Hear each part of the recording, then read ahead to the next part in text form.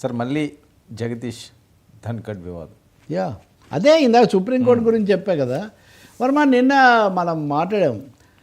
Chief justice of India Gavai ఖచ్చితంగా చెప్పాడు, ఎవరు సుప్రీం కాదు రాజ్యాంగమే సర్వోన్నతం అనే మాట ఆయన ముంబైలో మహారాష్ట్రలో ఆయన చెప్పారు. జగదీప్ ధన్కడ్ మీద ఆయన చెప్పింది, జగదీప్ ధన్కడ్ ఉపరాష్ట్రపతికి సమాధానం అందరికీ తెలుసు. కానీ ధన్కడ్ నిన్న మళ్ళీ మాట్లాడారు. ఏమని మాట్లాడారు? ఒకటి, ఆయన సిజిఐని కలుసుకోవడానికి అధికారులు ఎవరు రాలేదని ఆయన ఆగ్రహించారు. వాళ్ళు వచ్చి తర్వాత క్షమాపణలు చెప్పారు. That is well and good.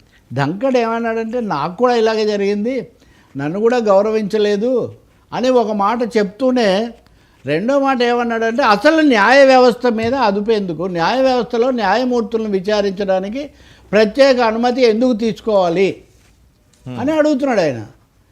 ఇప్పుడు ఉదాహరణకు ప్రతి వ్యవస్థకు కొన్ని నియమ నిబంధనలు వాళ్ళ యొక్క స్థానాన్ని బట్టి ఉంటాయి. ఎందుకు రాష్ట్రపతికి ఉపరాష్ట్రపతికి ప్రత్యేక రక్షణ కల్పిస్తాము? న్యాయ వ్యవస్థకు ఒక స్వతంత్ర ప్రతిపత్తి ఉంది కాబట్టి వాళ్ళల్లో ఏదైనా తప్పులు జరిగితే విచారించడానికి వాళ్ళ ద్వారా జరగాలి అన్నది వాళ్ళు పెట్టుకున్నారు.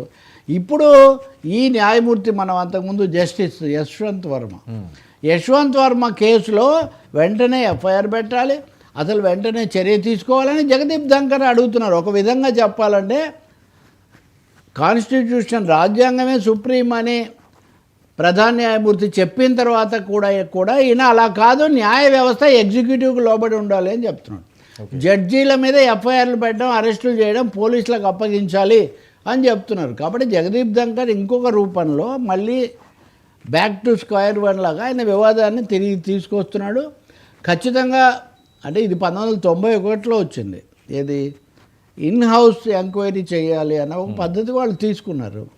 దాని మీద కావాలంటే మరింత పటిష్టంగా జ్యుడిషియల్ కమిషన్ వేయాలని అంతకుముందు నుంచి ఉంది. అంతేగాని ప్రభుత్వానికి పతనం ఇవ్వాలని ఎక్కడ లేదు. న్యాయ వ్యవస్థ స్వచ్ఛత, స్వతంత్రత, స్వచ్ఛంగా ఉండాలి, స్వతంత్రంగా ఉండాలి. దీనికి భిన్నంగా మళ్ళీ ఇంత స్పష్టంగా చెప్పిన తర్వాత కూడా సుప్రీంకోర్టుతో తగాదా కొనసాగించడమే ఈ ప్రభుత్వం యొక్క ఏకైక ఉద్దేశంలా కనిపిస్తుంది. జగదీప్ ధన్కడ్ దానికి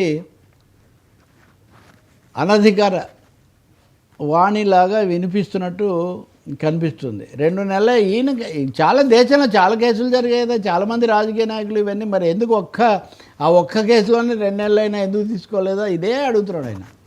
కాబట్టి నేను ఏదో పుస్తకావిష్కరణ, నిజానికి అది సందర్భం కూడా కాదు. తప్పకుండా న్యాయ వ్యవస్థ మీద ఈ దాడి, అందులోనూ 2వ స్థానంలో ఉన్న ఉపరాష్ట్రపతి నుంచి రావడం మటుకు చాలా ఆందోళనకరమైన విషయం. సార్ ఈరోజు క్యాబినెట్ మీటింగ్ ఆంధ్రప్రదేశ్ ఎలా చూడాలండి? అంటే ఏ అంశాల మీద 1 year అయ్యింది, ఏడాది కావస్తున్న నేపథ్యంలో ఈ ఏడాది పాలనపై సమీక్షలు, ప్రజల్లోకి వెళ్ళడాలు,